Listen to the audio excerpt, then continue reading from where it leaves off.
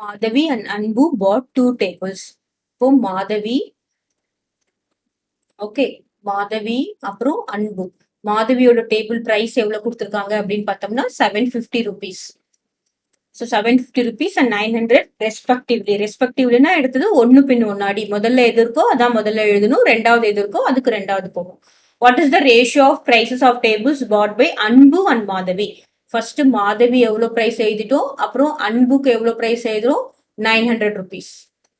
இப்போ நமக்கு கொஸ்டின் என்ன கேக்குறாங்கன்னா, ரேஷியோ என்ன கேக்குறாங்க, அன்பு அண்ட் மாதவி. நம்ம ரேஷியோ எழுதும் போது எது ஃபர்ஸ்ட் கேட்டிருக்காங்களோ அதுதான் ஃபர்ஸ்ட் எழுதணும், அதுக்கப்புறம் தான் செகண்ட் எழுதணும். மாத்தி எழுதினா தப்பாயிடும். ஓகேவா? மாதவி அண்ட் அன்பு எழுதக்கூடாது, அன்பு ஈஸ் டு மாதவி. இப்போ அன்புவோட பிரைஸ் எவ்வளவு அப்படின்னு பார்த்தோம்னா 900 rupees ஈஸ் டு, இந்த கோலன் சிம்பிள் என்ன அர்த்தம், ஈஸ் டு அப்படின்னு அர்த்தம்.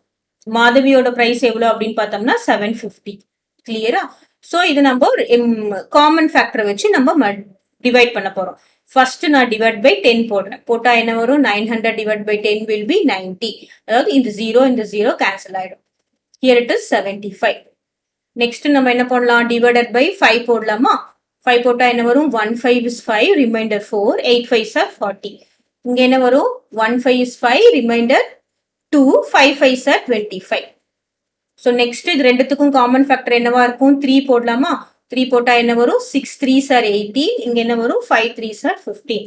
So what is the ratio, simplest ratio is 6:5. நம்ம எப்பயுமே அப்படியே விட்டுறக்கூடாது, சிம்பிளஸ்ட் ரேஷியோ தான் நம்ம எழுதணும்.